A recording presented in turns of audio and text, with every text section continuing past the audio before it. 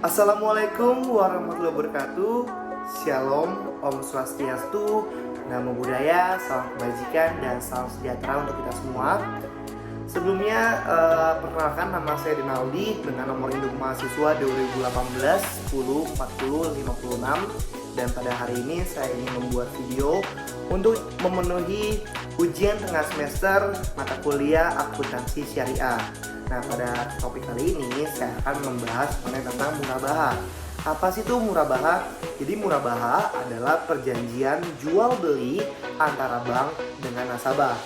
Bank syariah membeli barang yang diperlukan nasabah, kemudian menjualnya kepada nasabah yang bersangkutan sebesar harga diperoleh ditambah dengan margin keuntungan yang disepakati antara bank syariah dengan nasabah.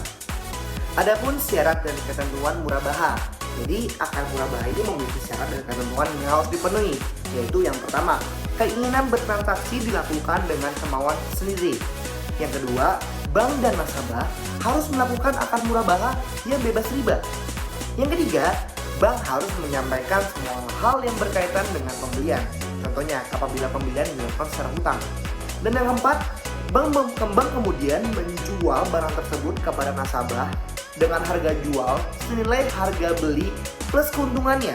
Dalam kaitan ini, bank harus memberitahu secara jujur harga pokok barang kepada nasabah beserta biaya tambahan yang diperlukan, misal ongkos angkut barang. Nah, yang kelima, nasabah membayar harga yang telah disepakati tersebut pada jangka waktu tertentu. Yang keenam, untuk mencegah terjadinya penyalahgunaan atau kerusakan akad tersebut, pihak bank dapat mengadakan perjanjian khusus dengan nasabah. Yang ketujuh, jika bank hendak mewakilkan kepada nasabah untuk membeli barang. Yang kedelapan, adanya ijab dan kabul. Adapun landasan hukum murabaha. Jadi landasan hukum pada transaksi murabaha berasal dari Quran Surah Al-Baqarah ayat 275 yang berbunyi, dan Allah menghalalkan jual beli dan mengharamkan riba. Juga pada Quran Surah An-Nisa ayat 29 yang artinya, hai orang-orang yang beriman, janganlah kamu makan harta sesamamu dengan jalan yang batil, kecuali dengan jalan perniagaan yang berlaku dengan suka sama suka di antara kamu. Dan janganlah kamu membunuh dirimu, sesungguhnya Allah adalah Maha Penyayang kepadamu. Kegunaan akad murabaha. Jadi ada juga manfaat dan kegunaan dari menggunakan transaksi murabaha. Yang pertama, sebagai pemenuh modal usaha kerja, investasi maupun pembiayaan yang bersifat konsumtif seperti angsuran rumah, kendaraan, dan lainnya. Yang kedua, untuk pembiayaan kebutuhan produksi seperti mesin produksi, alat-alat perkantoran, dan lain-lainnya. Yang ketiga, cara dan proses pembayaran serta jangka waktu pembayaran sesuai dengan kesepakatan kedua belah pihak. Kelebihan menggunakan akad murabaha. Nah, jadi akad murabaha ini sering dipilih untuk digunakan dalam transaksi jual beli, tentu karena memiliki banyak keuntungan maupun kelebihan dengan cara lain. Berikut beberapa di antaranya. Yang pertama, keuntungan itu diketahui dan ditentukan secara jelas di awal transaksi dan merupakan hasil dari kesepakatan kedua belah pihak. Yang kedua, margin atau keuntungan murabaha bersifat tetap. Apabila sudah disepakati oleh kedua belah pihak, maka tidak dapat diubah. Yang ketiga, transaksi murabaha apabila dilakukan secara kredit dinilai memiliki resiko yang lebih rendah karena tidak berhubungan dengan kondisi usaha nasabah tersebut, baik itu mengalami untung maupun rugi. Transaksi utang piutang ini wajib diselesaikan oleh nasabah sesuai dengan perjanjian yang telah disepakati. Fungsi murabaha. Faisal Rifai dan Arifin dalam buku berjudul Islamic Bank, sebuah teori, konsep, dan aplikasi pada tahun 2010 menyebutkan fungsi pembiayaan murabaha dalam perekonomian dan perdagangan adalah: yang pertama, meningkatkan daya guna uang dan modal. Yang kedua, meningkatkan daya guna barang. Yang ketiga, meningkatkan peredaran lalu lintas uang. Yang keempat, meningkatkan keinginan berusaha masyarakat.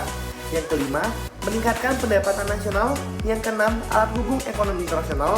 Dan terakhir, yang ketujuh, alat stabilitas ekonomi. Menurut Jasa Otoritas Keuangan dalam buku standar produk perbankan syariah murabaha pada tahun 2016, ini menyebutkan jenis-jenis jual beli murabaha sebagai berikut. Yang pertama, murabaha tunai, yaitu jual beli barang di mana bank bertindak sebagai penjual sementara nasabah sebagai pembeli. Yang kedua, murabaha cicilan, atau bisa man ajil, yaitu jual beli barang di mana harga jual dicantumkan dalam akad jual beli. Dan contohnya murabahah seperti apa sih teman-teman? Jadi kita ambil contoh ilustrasi ya. Jadi ada seorang pemuda namanya Hafiz. Dia ini sedang menjalankan usaha di bidang fotografi dan dia ini sedang membutuhkan kamera. Lalu si Hafiz ini butuh bantuan kepada bank syariah khususnya untuk membelikan suatu kamera. Lalu si bank tersebut memberitahu kepada si Hafiz bahwa kamera yang dia ingin ini harganya 15 juta. Nah, lalu bank tersebut akan membeli kamera tersebut sesuai dengan harga aslinya dan juga menjelaskan bahwa bank akan mengambil keuntungan senilai 1 juta rupiah.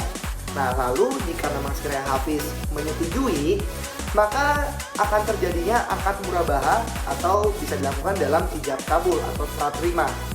Nah, itu pun juga tergantung dari Hafiz ya, ingin membeli kepada bank syariah ini secara tunai ataupun kredit, tergantung dari perjanjian yang memang sekiranya disetujui. Jadi semoga dengan adanya penjelasan mengenai tentang murabahah ini bisa menjadi suatu wawasan baru buat teman-teman semuanya, ataupun jadi informasi yang cukup informatif supaya teman-teman bisa menjalankan sistem murabahah ini. Sangat bermanfaat bukan? Terima kasih buat teman-teman semua yang sudah pengen mendengarkan. Akhir kata dari saya mengucapkan terima kasih sebanyak-banyaknya dan mohon maaf atas kesalahan kata yang mungkin saya ucapkan di saat saya menjelaskan mengenai tentang murabahah ini. Terima kasih, salam sejahtera untuk kita semua. Stay safe, stay healthy, God bless you.